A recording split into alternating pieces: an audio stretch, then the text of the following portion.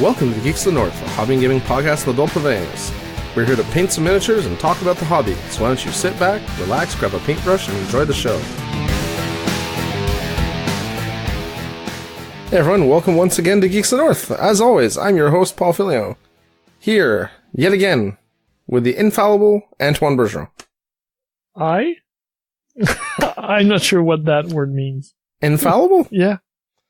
As in, you're not fallible. You don't make mistakes. You're Oh, okay. Yeah, okay. Yep. I tricked the Frenchie. Ha! Yeah, you did. How's it going tonight, Antoine? Oh, doing good, you?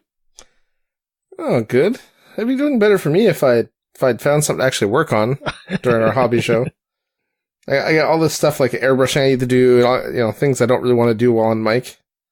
Or clean a bunch of models from Steamforged. That's also not very fun, so I don't have the energy for that.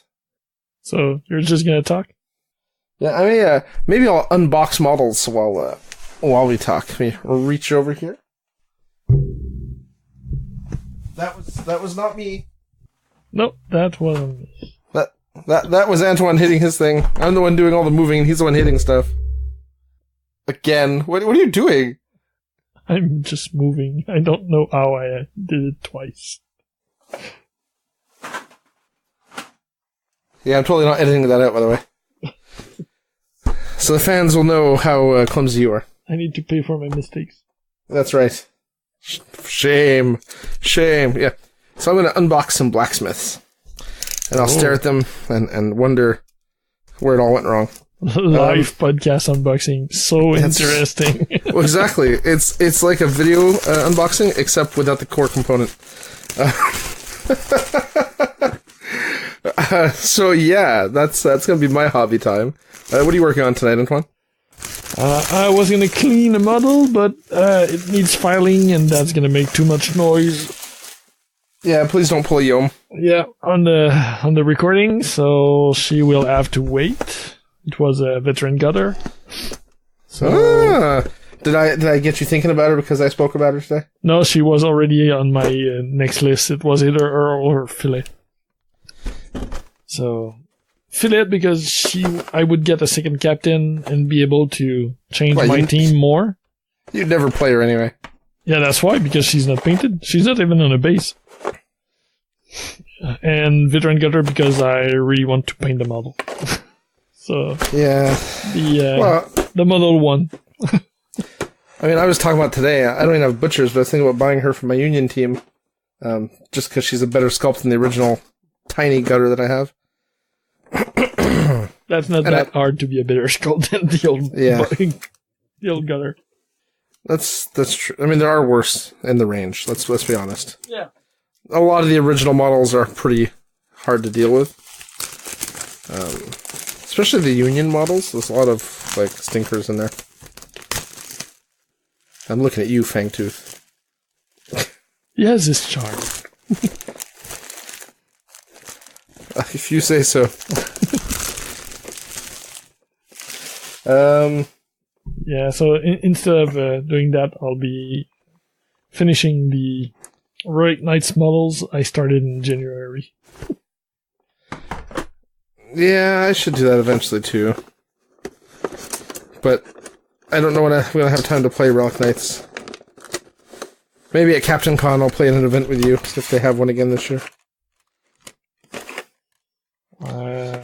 We can both go fully painted and amaze everyone. My army was half painted last time and it amazed people, so... It's because your bases were so nice. Yeah, I know, it was on the base.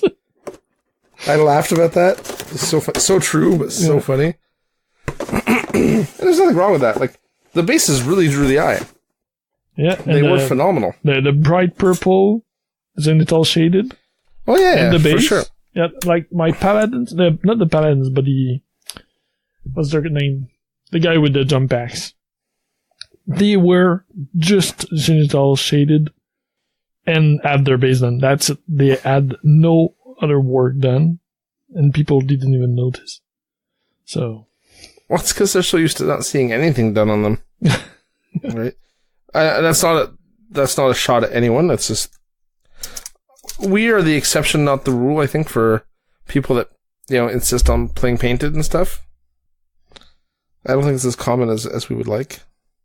Well, I think it depends the types of games and the game settings. Like, I think we see more of the unpainted because of the crazy tournament people who play War Machine and Guild Ball. And those scenes are so motivated to go for the tournament effect that painting is less of a requirement for them. Well, doesn't Guild Ball have full... No longer. Is it still the weird hybrid rules? Yeah, the weird hybrid rules. And it's up to the TOs, so nobody enforces it except WTC or something. Yeah, the big ones. So I mean, I don't understand why people don't paint Guild Ball. It's 12 models. Yeah, but people switch guilds, sell stuff, buy stuff. Like the tournaments. Oh, I know. It's not like it's not me you need to convince. But yeah, I know. When I look at other people or other games, more narrative games, people paint more. I mean, look at Steve. Steve is, the friendliest whack player we know. Mm-hmm. And he lives for tournaments. Yeah. But I've never seen him play unpainted. And I don't think he particularly draws any joy out of the painting. Nope. He doesn't mind it, but it's not why he plays the games. Yeah. I don't know how much of that comes from playing with us who all have our stuff painted too. But he also like the experience. He's not into 2D terrain, so he's kind of in the middle, I think. That could be. Yeah. I have no idea how to get these bozos off their bases. I wonder if I can just cut the bottoms of the bases off. I think that's what you have to do, or... cut right through the peg holes, or the pegs, so I can pull the things through. Yeah, or use Isn't there some glue unbonder or something like that? I don't know if it will work on that kind of glue. Well, I'd have to be able to see where the glue is, I would assume, to unbind it. And the glue might be just into the peg, so... Yeah. I do see, however, why people complain about these friggin' models. My god. The flash. Oh yeah? That bad? Oh yeah.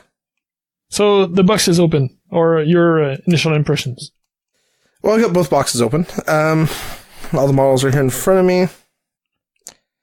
The details are kind of soft. They're not bad. Some models took detail better than others. I'm looking at, I think his name is Anvil, the big guy with the shield. Yep. The whole reason I bought the set. His face is pretty well detailed. Yeah, his body came out pretty well. But his details are all larger because he's larger. Mm-hmm. So I think the material worked well for this. Other models with more delicate details, they're kind of soft. They're a little shallow. They're not bad. I definitely think with some painting and some lining, you can make them pop and they'll be okay. But I'm looking right now at the one I picked up and I was like, ooh, he's their striker guy. Alloy, yeah, I think that's the one. He's got the axe and the dagger, and he's kind of like in a running, jumping pose thing off of a block. He's got one foot on a block. Yeah, the kind of a ninja blacksmith. Yeah, exactly. That's the one. And he's got some fairly robust mold lines. Oh. Was that politically correct? Mm-hmm. See? I can be diplomatic. I'm totally going to use robust mold lines somewhere else, though, because I think that's too good to give up. So, I would say that most models don't have such problems. Or at least most of the ones I've looked at so far. The ones that have mold lines, oh boy, do they have mold lines. But the other ones seem pretty good. I'm making it through the pile here, and I'm not, I don't want to vomit inside my mouth, so... That's a pretty good thing. Well, that's farther than some people have gotten. There have been some pretty nasty comments about the mold lines on these guys. Alright, my acquaintance of mine, Yann Falange, mentioned at one point that he'd unboxed them, he'd started cleaning one model and then gave up on them at one point. Like a while back. Though I think right now he's back on board because, one, they're supposed to be really good, and two, Season 4 just launched, so he's full steam ahead. Yeah. Overall, not bad. Not bad. You've seen some of the other plastic. How do they compare? Okay. So here's the thing. I don't know if QC got better or what. Because I've seen other blacksmiths, and it seems to me I recall far more mold lines than this. Oh, okay. So I would put these, right now, I'd say on par with the farmers I've seen. Which is pretty good, because it's quite clean, and I think these are cleaner than my Falconers are.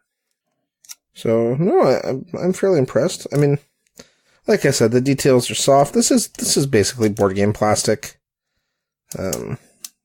Yes, it's a highly detailed model, so, far more so than you'd find in a board game normally. But the material is pretty much the same. So, you gotta have reasonable expectations. Like I said, some details are kind of soft, others are okay.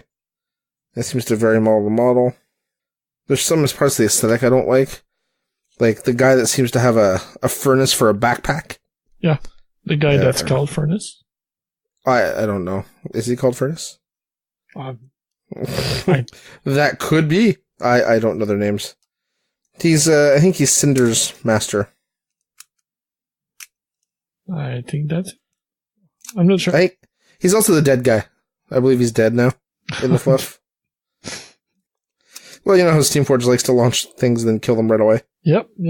I mean, didn't Thresher die before he was even released? Yes. One of the farmer captain died before release.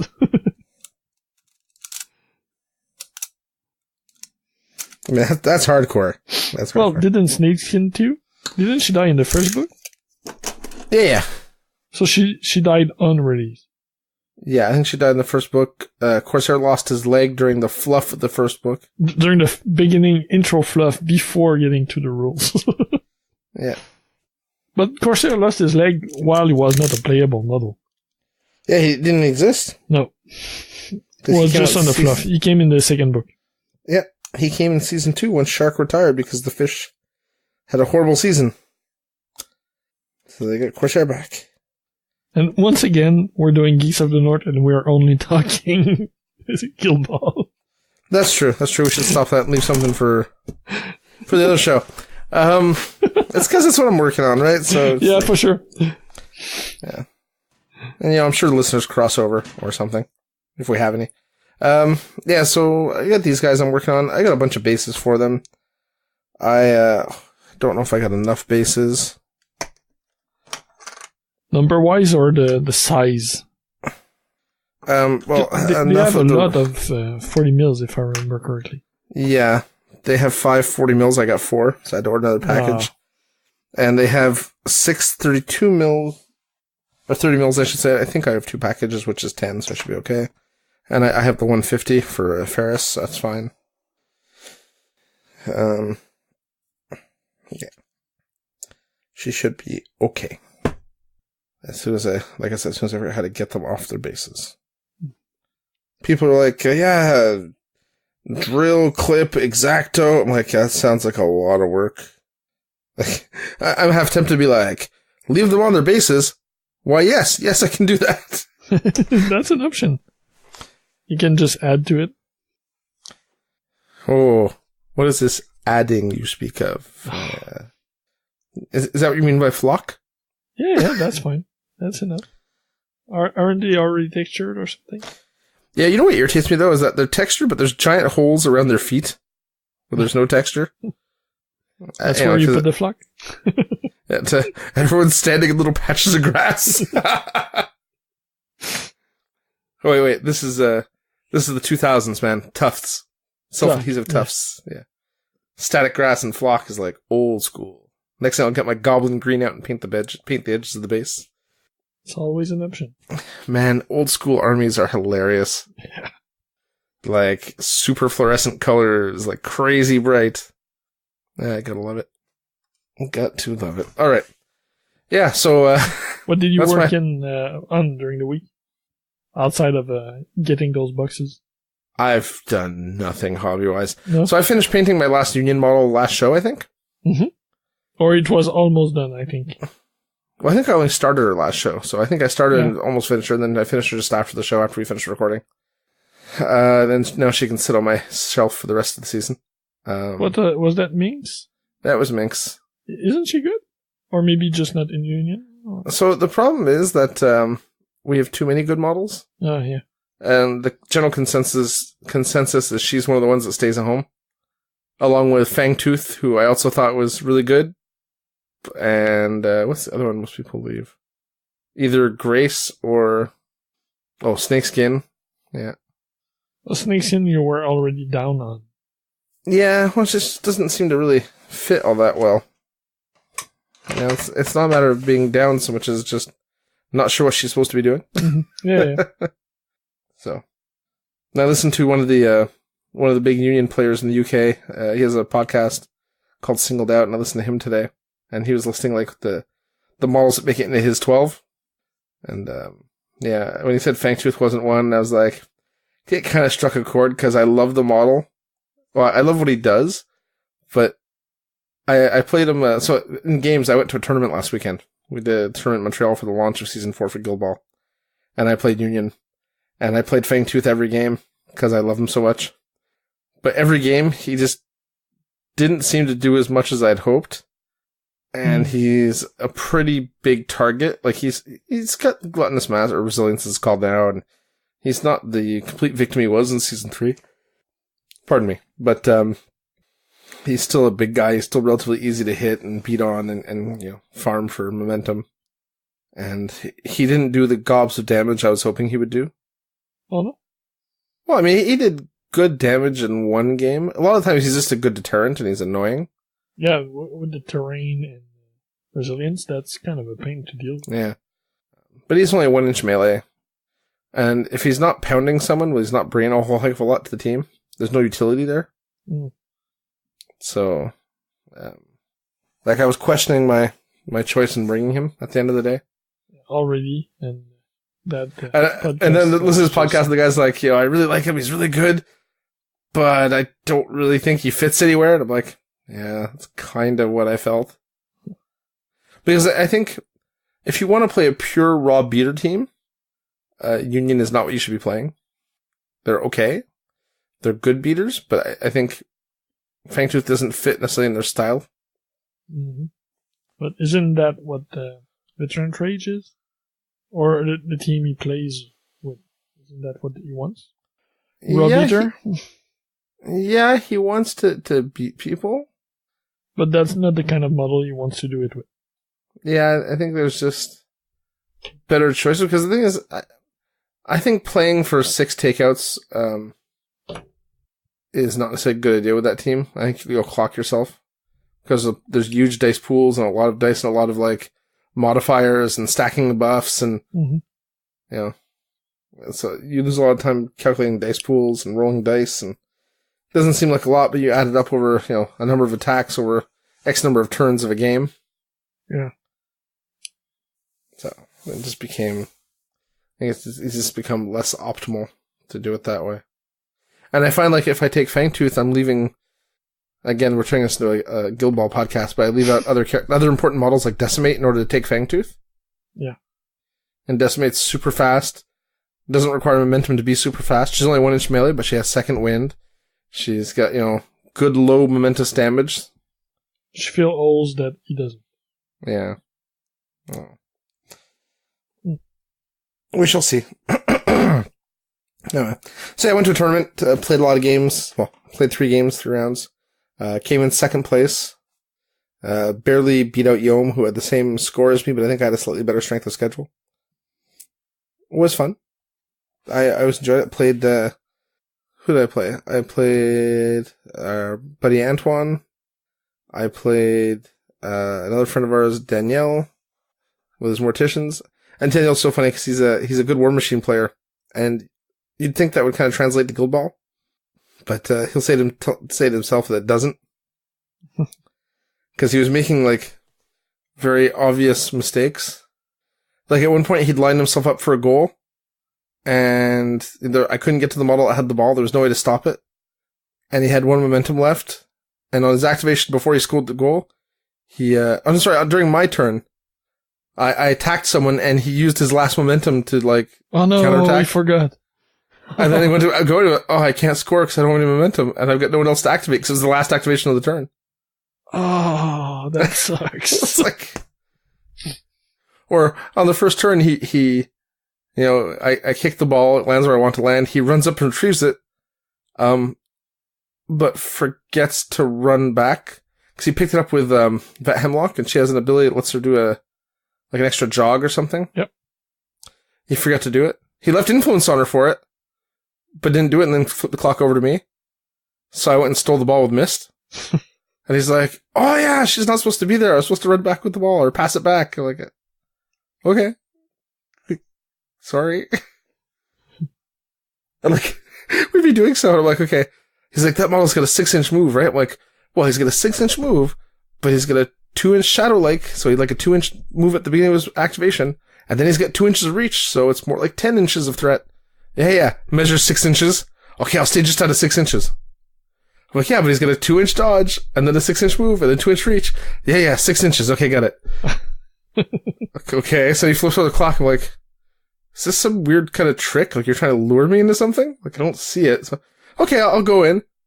He's like, oh, I didn't think about the dodge of the 2-inch, reach. Like, but, it was so focused he didn't listen to you. I'm like, but I mentioned it. He's like, yeah, I know. Like, okay. It was a super fun game. It was very one-sided. He did manage to kill my captain. Oh, that's good. For those that play Guild Ball, he managed to do it with casket, so he casket timed me. Oh, he did it. Didn't you suffer that from Steve too? Yeah. I mean, so he got 4 VPs, I think, for that. So I won 12-4. Well, that was after I'd failed a snapshot goal. Oh. So I didn't activate that model and heal him first, because I should have been able to win, and I flubbed it. Yeah. Needing to roll 2 4s on 4 dice, or 2 4s or more, right, on 4 dice, and I didn't succeed. Yay. Yeah, that anyway, super fun game. And then I played Steve, and it was, I was really, really down on it. Didn't you play Yom at the end? No, I have not played Yom. Oh, okay, you played Steve, not Yom. Okay. Yeah, I played Steve, and I had a hard time. Like, Steve's team is soul-sucking. He's playing Morticians, and it's just the way they play now is very, very annoying to deal with.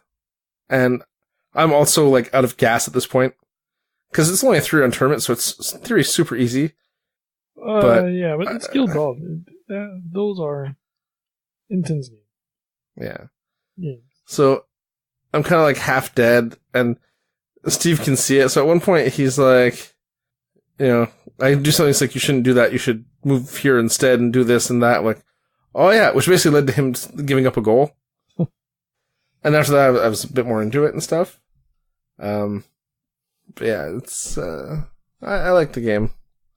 It's a big learning curve because every model can do so many things. But I like the game.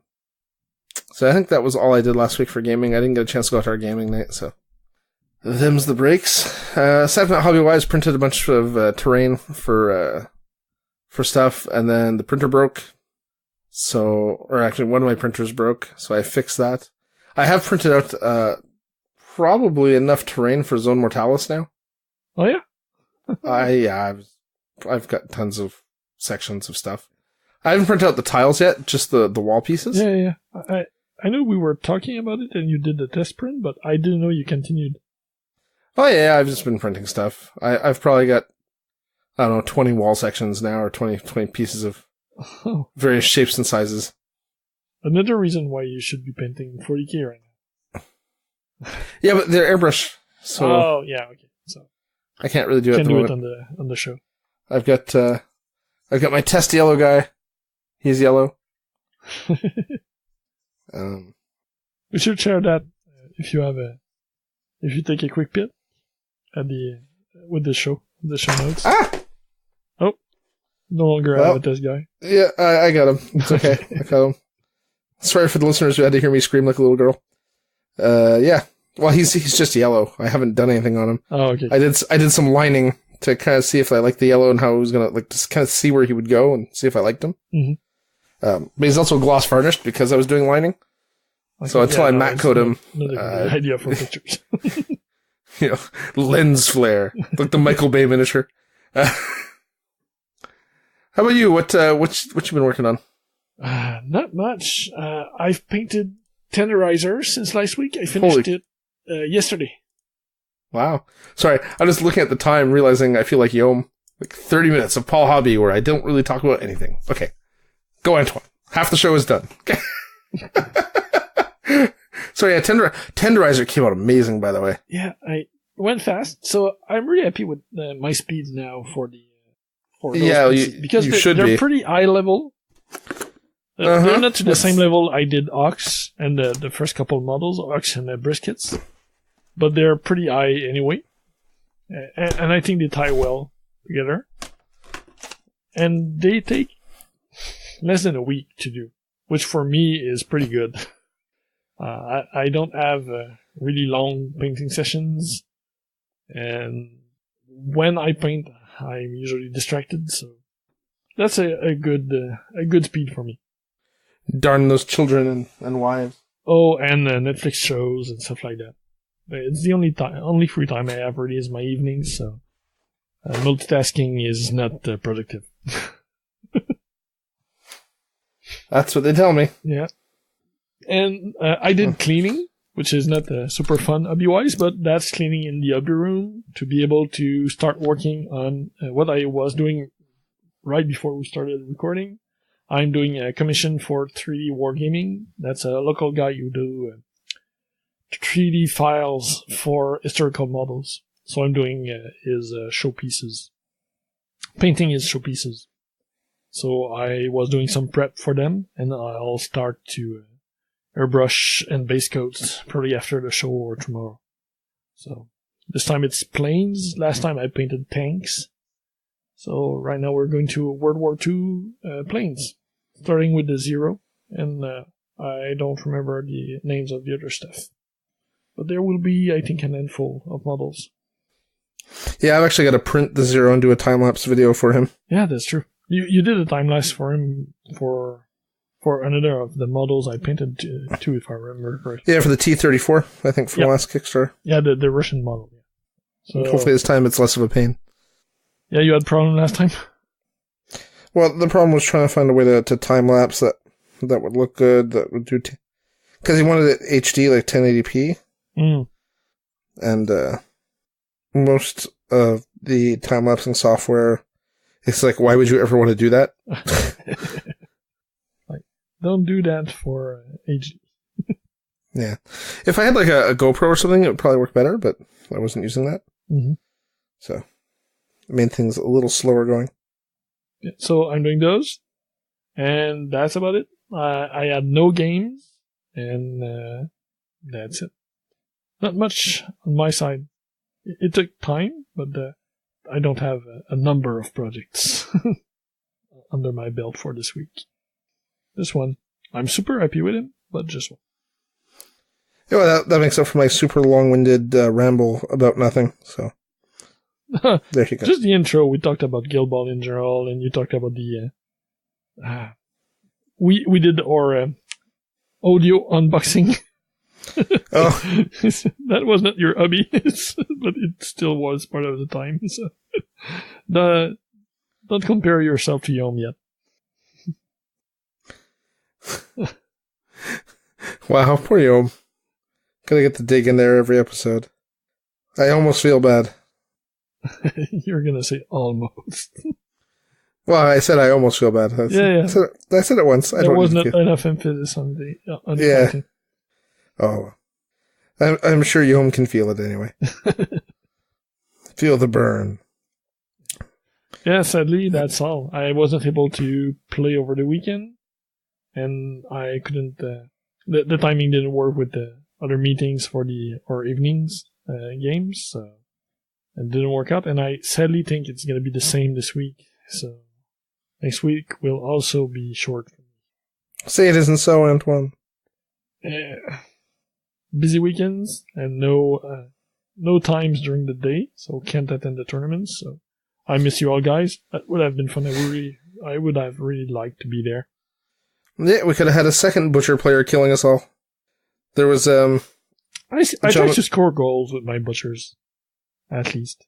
Shane doesn't bother himself with that.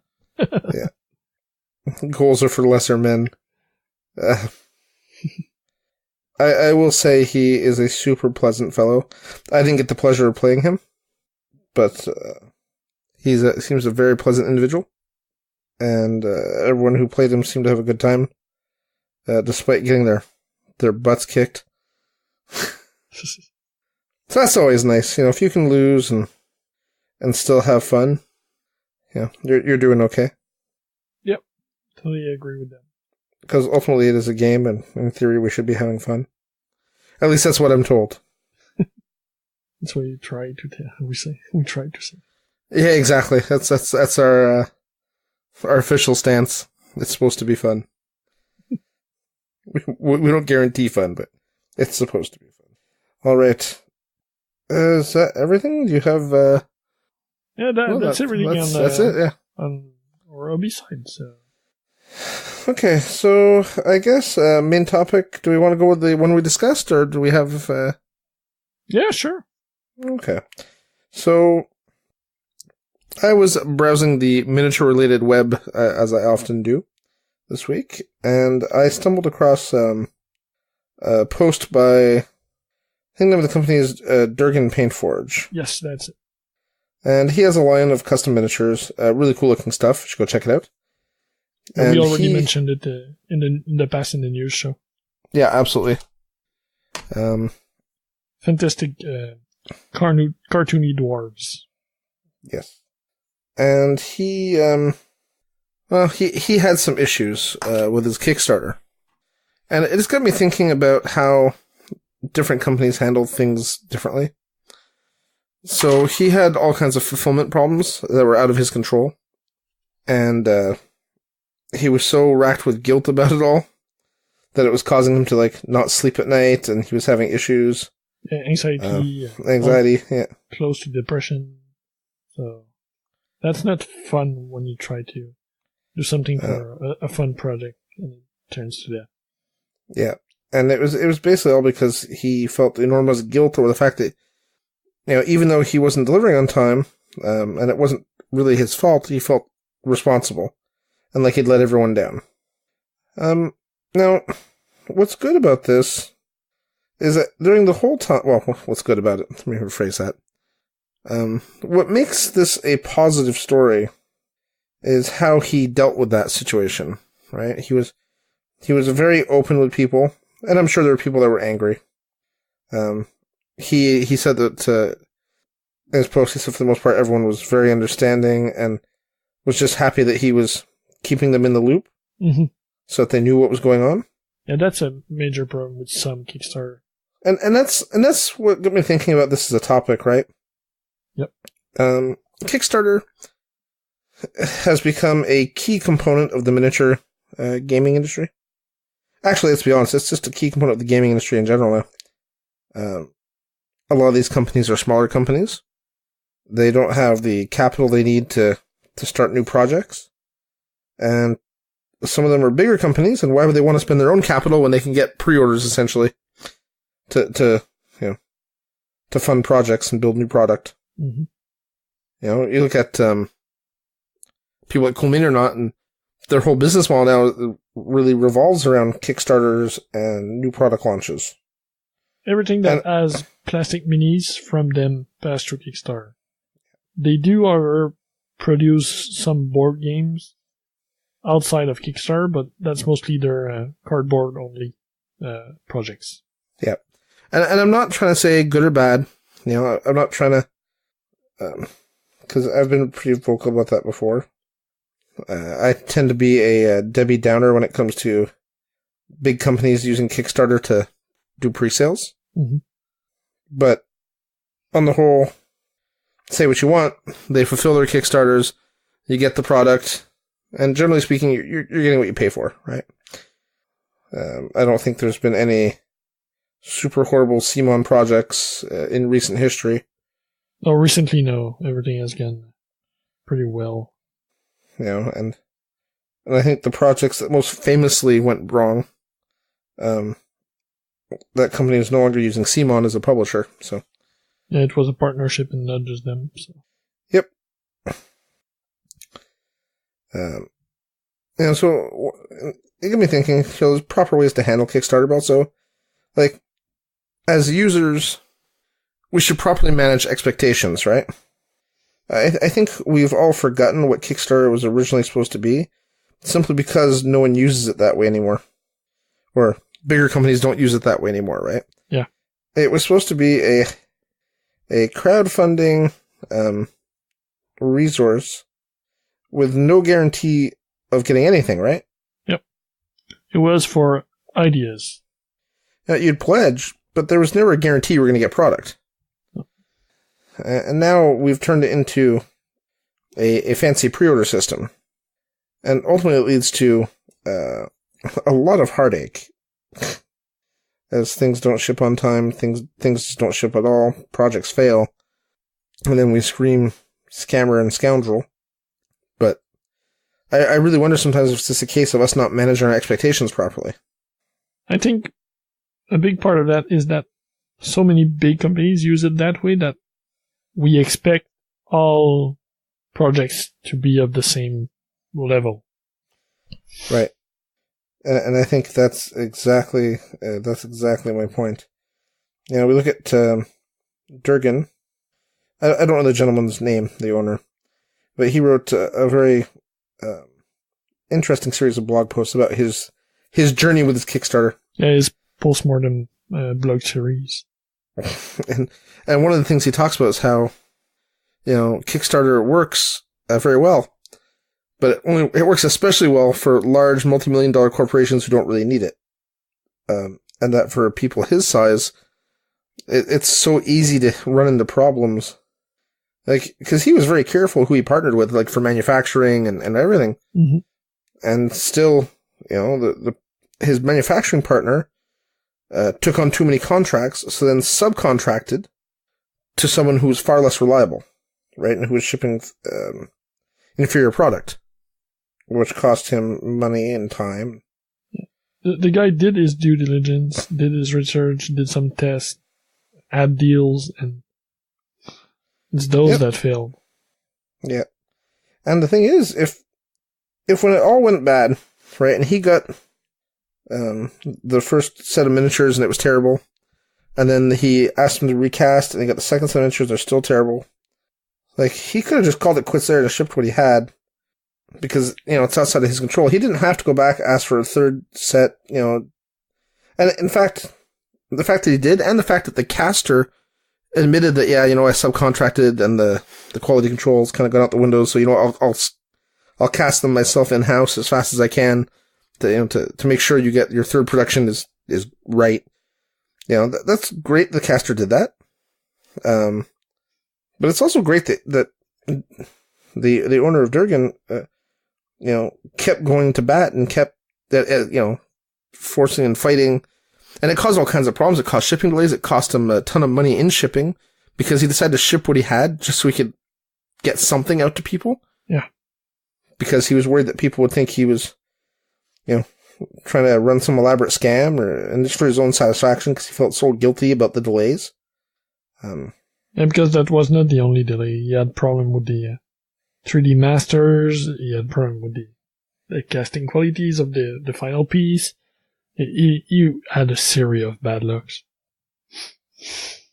And it says a lot about him as a person. Yep. That he went so far.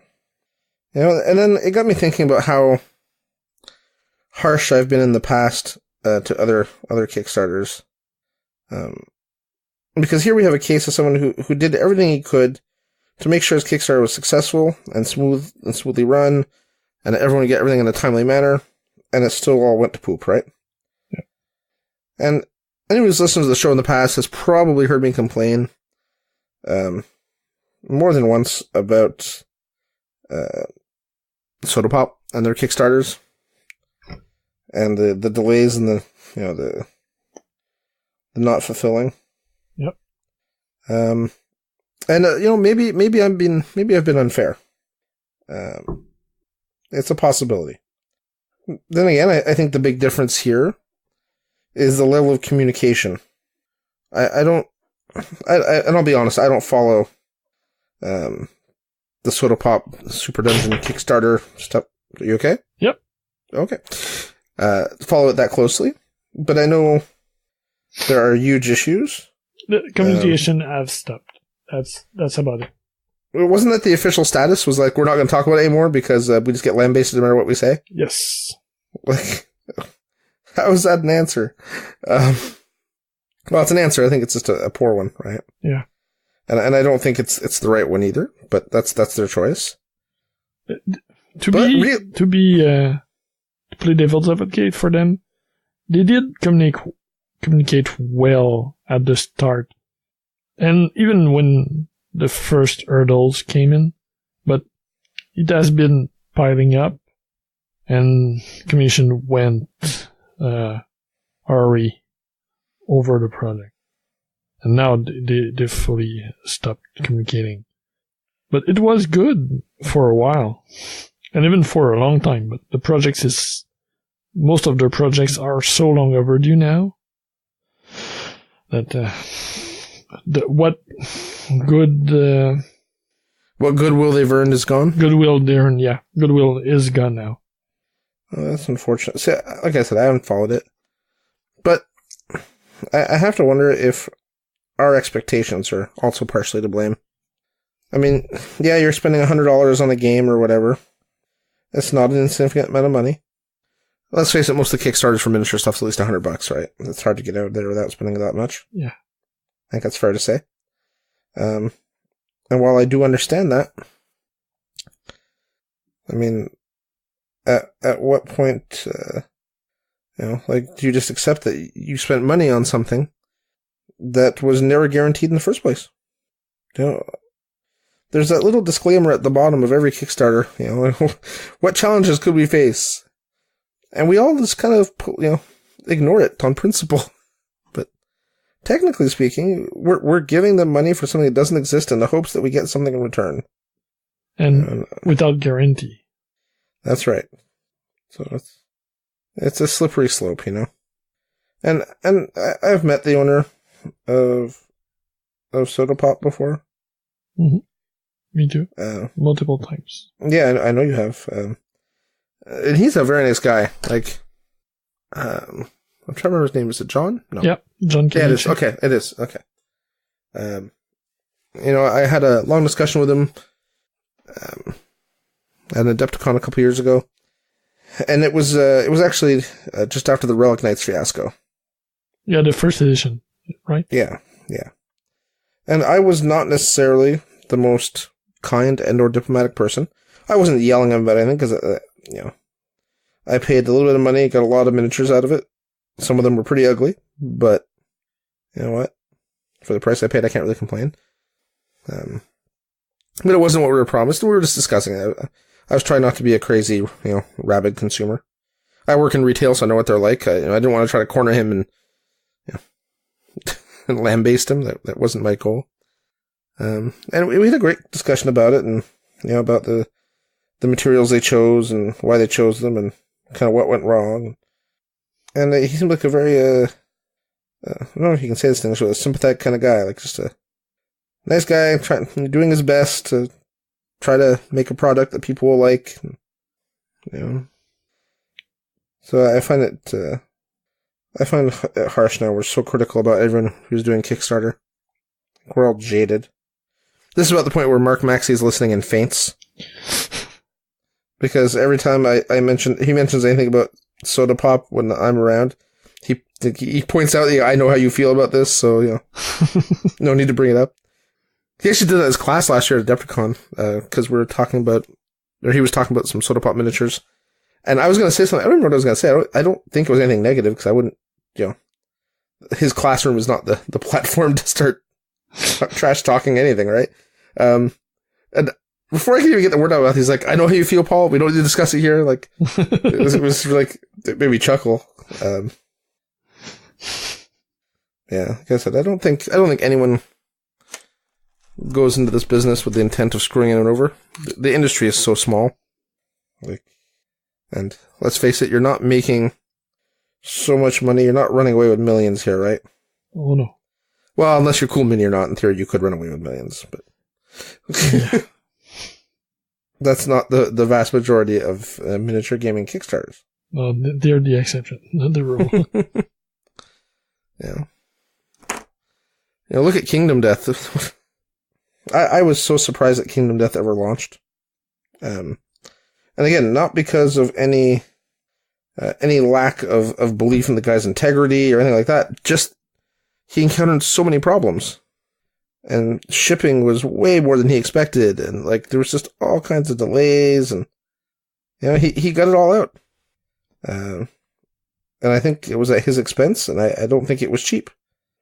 I seem to recall reading somewhere, him making choices of shipping product or eating, Wow. When I see stuff like that, it's easy to, that kind of strikes a chord, and it reminds me that, Kickstarter is not always the easy money solution we think it is. No. Just because the Simons of the world make it look easy to rake in millions of dollars. Let's not forget that they're giant corporations in this industry anyway, and that they've got all kinds of experience in running these Kickstarters now. Right, they have established supply chains, and they know what they're doing. A small guy comes in and tries to get this started. It's not the same thing. When I see stuff like Panda Cult, right, with their game that's supposed to be coming out, and I'm totally looking forward to that. And they're on track, and they're because of their contacts in the industry, because Jonathan worked for Simon, and he had all kinds of previous knowledge. They tried to prepare. But it could have just easily been them as it was Durgan, right? Yep. Yeah. I'm looking forward to playing me some... Wonder. Yeah. Did you try it? No. You were on the table too, right? No, we kept talking about me trying it, but they're always so busy. No, I try to support them at every show. I'll be honest, I've never... So, Jonathan and... Oh my god, I can't remember his name. Heath. It's Heath or Keith? Heath, right? Heath. Yeah. Super nice guys, and I buy product at every show I see them at, just as a way to support them. Yeah, did you ever paint any of the medals you bought? Nope. I even bought it last time I saw them at DevCon, and I had pre-ordered a bust over the internet with them, when they said they were going to have a bust there. I'm like, yes. Okay. Yeah, Mary Fixin. Yeah. And her robot, whatever his name is. So I've got that bust, and it's in a box. I cleaned up a little bit of the crazy mold lines I had on it. And that was a case of, again, their caster at the last minute said they couldn't do the job. Yeah, I remember that story. So they went through another caster who is not known for his quality. And he did, considering who it is that cast it, he did pretty well. And I don't regret that purchase. I think it was reasonably priced for what it is. But supporting them, right? And they also have their miniature monthly Patreon. Painting Patreon. And I have never watched a single video or anything from it. But I've been paying for 2 years. Just as a way to support them, because they're my friends. I have no idea where I was going with all that, by the way. Me neither. Yeah, no, I was going somewhere, but I lost my train of thought. I think it was just to show that, people that I know have, superb integrity, and they could still have encountered problems and still been in a similar state to what Soda Pop has, And then it's a much smaller scale company that, it's more, I know more personally, and even they could have had these problems, so. I think it's important to realize that not every Kickstarter is cut from the same cloth, and even if people plan well, shit happens.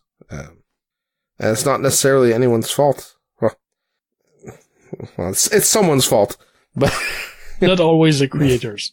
Yeah, not always the creators, and not necessarily inside their control. Yeah. Because a lot of these things, let's not forget too, and this is going to sound terrible maybe, but dealing with anything sourced in Asia is really challenging. Because unless you can afford to go to the factory and see your products being produced, and then inspecting them beforehand, before they're shipped, you never know what you're going to get. Having dealt with source products in Asia before, they'll send you samples, but that's not necessarily indicative of what you get at the end. We had whole containers of products show up that, weren't in the right packaging, weren't even product we ordered. Like, they'd given us other products by mistake. And, their solution to that was, well, next time you order a container worth of stuff from us, we'll fix it. You don't order that amount very often. Yeah. Well, yeah, if you think about it, it was, we're talking products that are less than $1 each, and it was 28,000 US. Wow. So it was like a lot of crap. Anyway. But that was their solution, Next time. And even big companies, again, same idea where there was a balance owed to us of like $26,000. And their solution was, okay, well, we'll credit you on future orders, but you can't use more than 10% of it at a time. Whoa. So, it's like, well, hold on, you have 26K of our money, but, you only let me spend 2,600 at a time. Plus I have to meet the minimum order, which was, I think, 15K. So, and you're completely, at their mercy. Because what are you going to do? Hop on a plane, go to Asia, shake someone down for the money they owe you? That's just the way it is. It is really tough. I mean, even companies like Steamforged, who are not huge, but are bigger than some gaming companies, they've been plagued with issues for their production in Asia. Yeah. And they try to make it right, and they try to take care of their customers, but it's not always easy. You do what you can. All right, I think I'm done diatribing now. So, how does that make you feel about Kickstarters in general? Like, is it something because of that you don't want to support? Is it something that you still support, but you're more wary and do more research? Has it changed how you view and use it? No, I'll be honest, I don't think it has. I was always fairly conservative in my Kickstarter purchases. Not because I didn't trust Kickstarter, but because I already have so much stuff. Mm. How many miniatures do I need, right? That's what it boils down to. Yeah. And for a while, like everyone, I went crazy. When Kickstarter first started, and we were getting 8 million miniatures for the price of 14 miniatures. Until everyone realized that was untenable, long term. I mean, look at that first Reaper Bones Kickstarter. Yeah. That was insane. Don't you have miniatures waiting from a Bones Kickstarter? Or did you forget to fill the miniature for that, or? No, there should be. Whatever happened to those?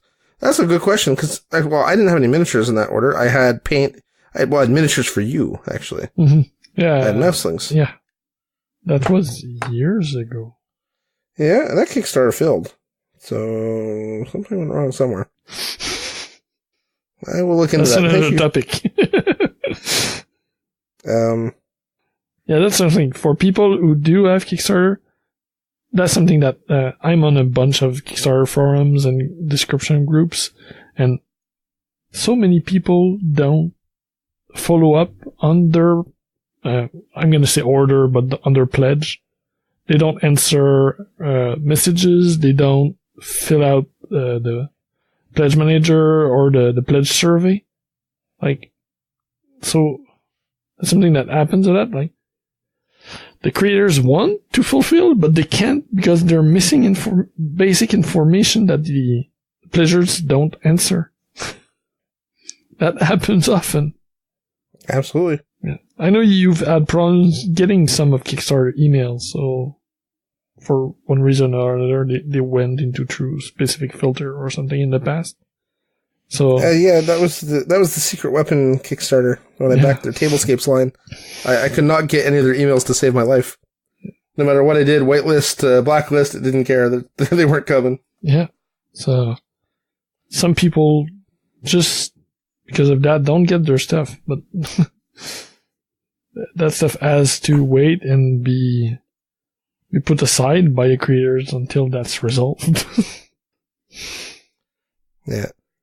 And that was just funny because Justin is a friend of mine, so it was my buddy's Kickstarter. There was nothing I could do to make his emails come through. Yeah, and I've had that problem with other Kickstarters too. I always end up having to look like through spam folders and stuff to figure out what happened to the Kickstarter. I think that's one of the ones you never got the update was the Relic Knight Kickstarter, the first edition one. Like, I was sharing the updates with you, if I remember correctly. Yeah, I think so. Like, I was the one reminding you to fill out your pledge and stuff like that.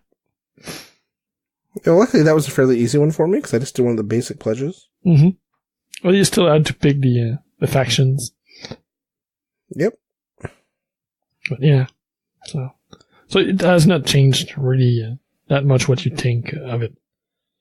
No, I just try to remind myself now that, you know, my daughter came home with an expression from daycare. You get what you get and you don't get upset. And I don't really understand the context because that seems like a very bad thing to teach kids, that just accept whatever you get, and, you know, but whatever. But it totally applies to the situation with Kickstarter. Like, you get what you get and you don't get upset because you're backing something. It's totally unknown. It just, yeah. No, you don't think it's accurate? Yeah. I just find it funny in the kindergarten context. It's not even kindergarten, right? It's daycare. Yeah, it's daycare. That's true. She's not even in kindergarten. She's 4. You get what you get and you don't get upset. Yeah. I think it was in the context of sharing toys or something in the daycare, but, you know, because everyone wants that same toy. Especially when they're dealing with my daughter, who I walked in the other day and she was in timeout because she's nearly lopped off some kid's hands in a refrigerator. Well, a toy refrigerator. But she'd put a bunch of stuff in the refrigerator pretending it was food, and the other kids wanted to play with the toys, and she was guarding the fridge.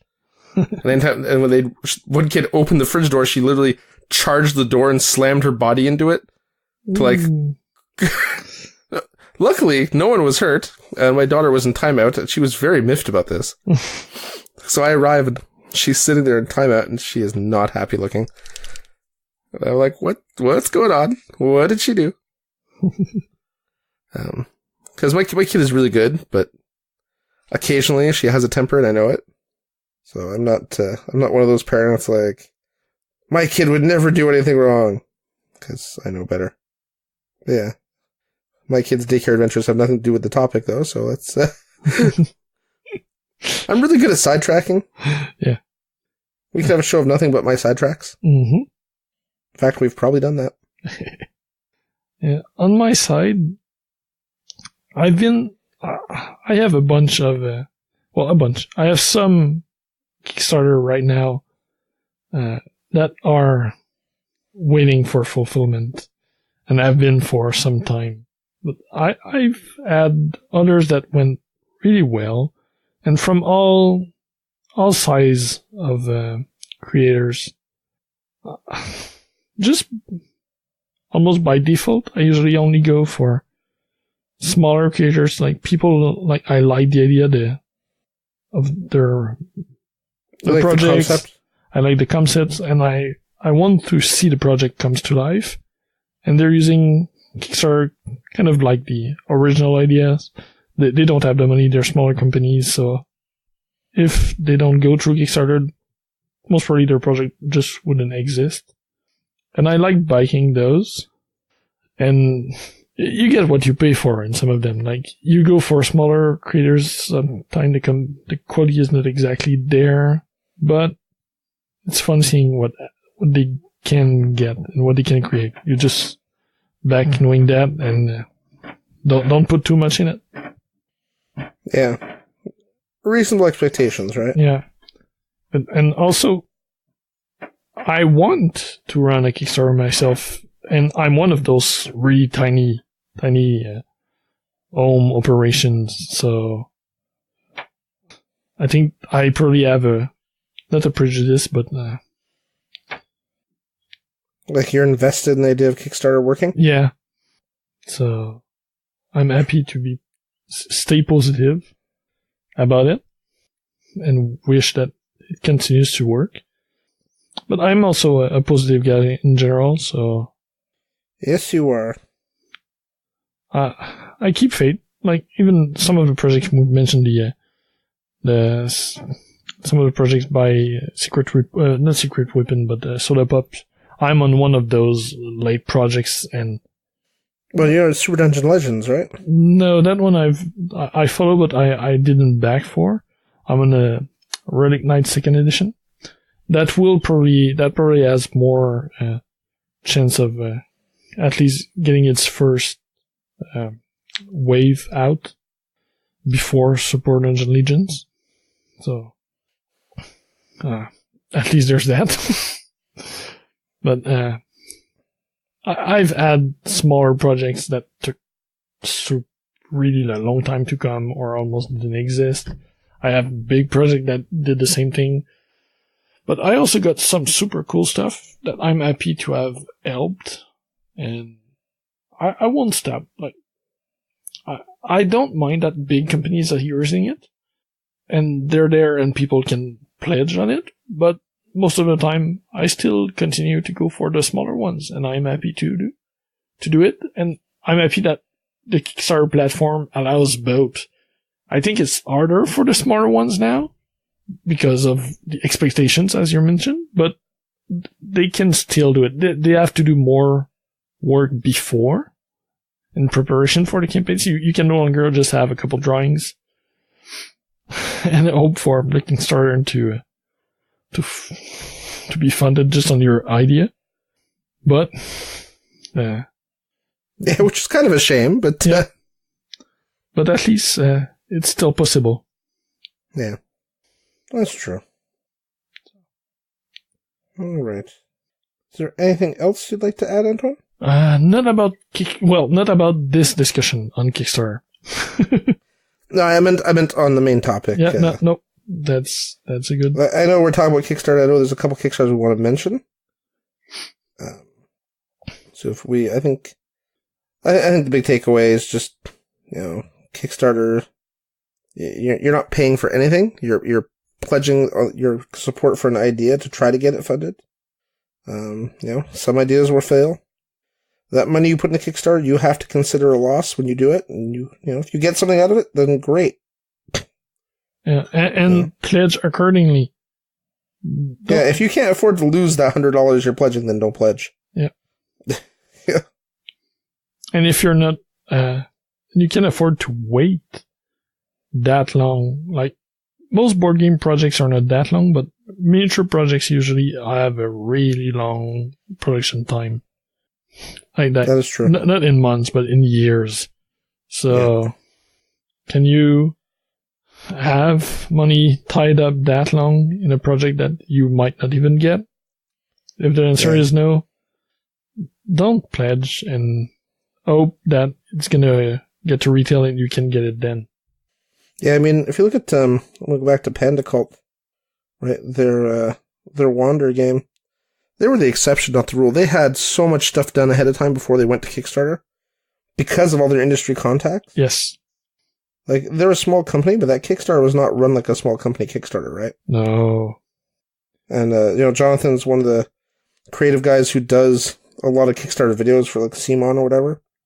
So, like, the production quality of everything was so high. Yeah, and Eat has been an illustrator for multiple big companies. Yeah, he's worked for Mantic.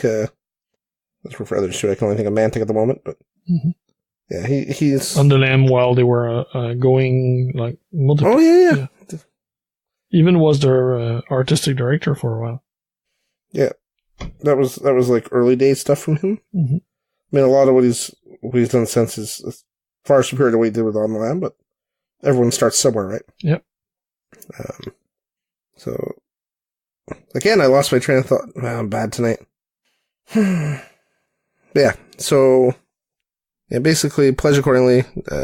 Don't risk more than you can afford to risk, and just accept that you're leaving yourself in the hands of fate and hope for the best. All right. So that finishes our main topic. Mm-hmm. Why don't we talk now about Kickstarter our buddy, again? Seppi. Yep. Yeah, Seppi. So Seppi Young from what's the name of his company? Fight in a Box. Fight in a Box. Fight in a Box Games is running a Kickstarter right now for a game we both tried at Captain Con in February. Processing, a game of serving humanity. It was awesome. Yeah, this is not a miniature game, even if we usually are miniature centric. This is a board game, and it was fun. Well, it's more of a party game. Yeah, it's more of a party game. Yeah, for sure. Or a quick, maybe not filler. I think it's more intense than that, but. I think I kind of like Munchkin, right? Like that style of engagement, that level of engagement, with that level of screwing over your other players. Yeah, to just gives people an idea. The promo. Aliens have conquered the Earth.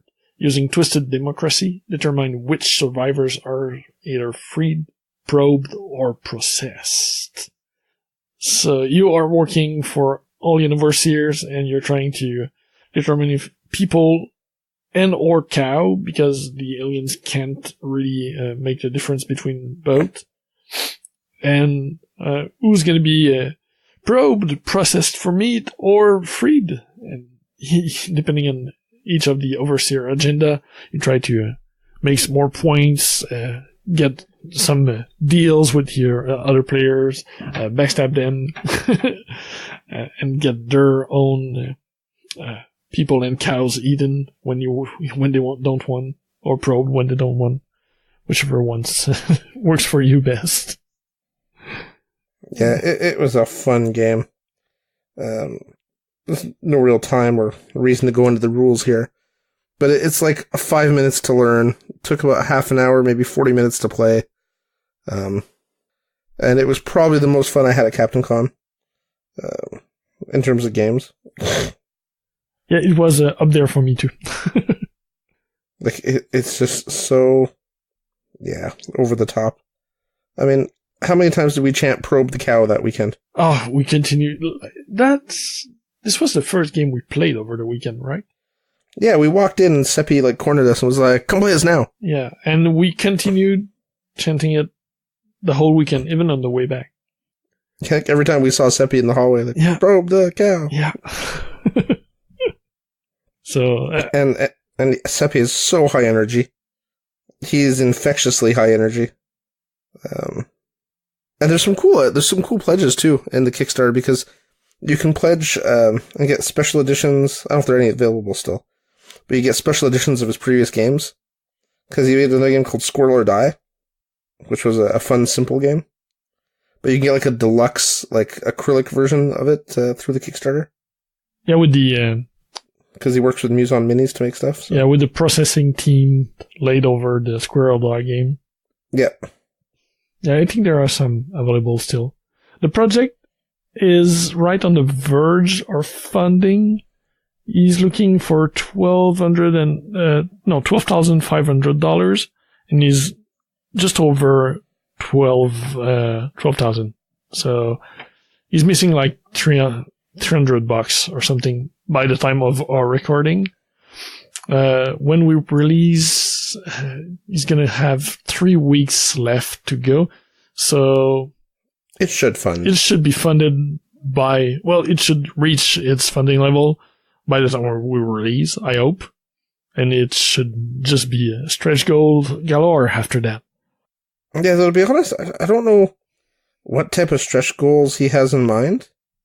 Upgrade tokens to wood instead of cardboard. Get some painted ones. There's a list of the early stretch goals. Upgrade the vault tokens to wooden square or with the upgrade the artwork on them, stuff like that. Oh, okay.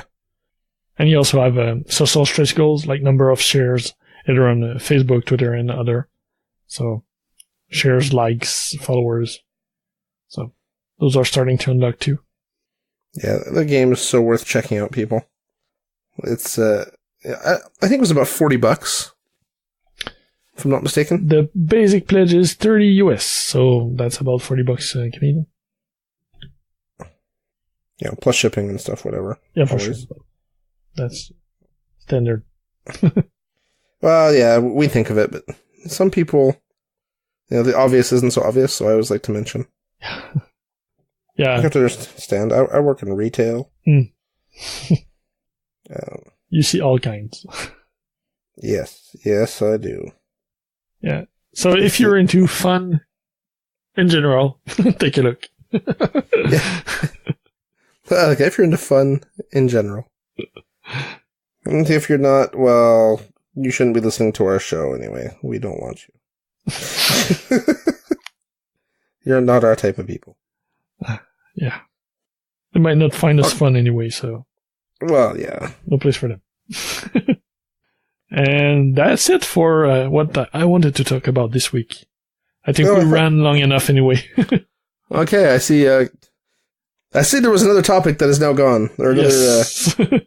Excellent. Okay, well, then I guess we'll call it quits. I ended up working on a Space Marine. After all that, I have nothing to work on. and my audio unboxing. I ended up working on a Imperial Fist Kill Team Marine. Oh, so you did work on that one. Okay. Yeah, he really should have been matte varnished before I started this. Because it's hard to do anything on a slippery, like, snot surface with a paintbrush. Mm-hmm.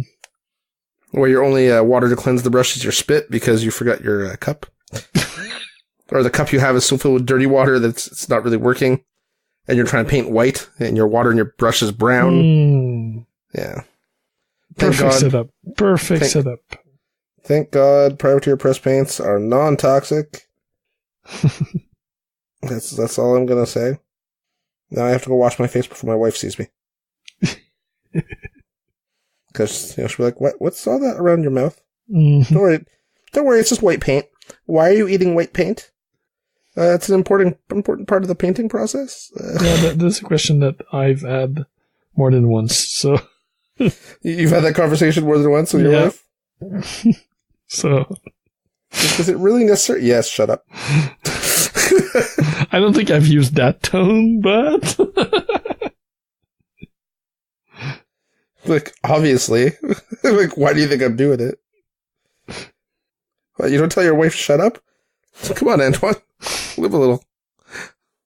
No, don't do that. I think that the little is... You'll live a little, all right. You're right. I won't live long. All right, man. Well, I will see you next week, where hopefully I'll have an actual project to do. And, yeah, we'll have more interesting things to talk about. That's good. Okay, talk to you then. Bye, geeks. Thanks for listening to Geeks of the North.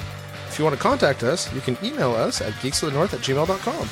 Like us on Facebook at facebook.com/geeksofthenorth, or follow us on Twitter at Geeks of the North. You can follow me, Paul, at PRFilio, Antoine at Eltonio Berg, Steve at B_Steve, and if you really feel the need, I guess you can follow Yom. He's at Yomasta. Breaks and outro music by Ladrave. You can listen to them at ladrave.bandcamp.com. See you next time, geeks.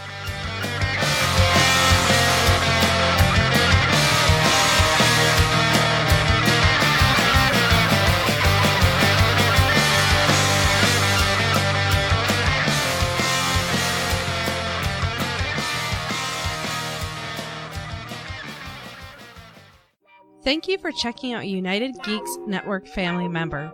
If you enjoyed it and are looking for other online media with a geek culture slant, head over to UnitedGeeksNetwork.com where you will find Who, What, Why, a game design podcast. A podcast that talks about the ins and outs of game design with game designers. The United Geeks Network. You can broadcast your geekiness at unitedgeeksnetwork.com.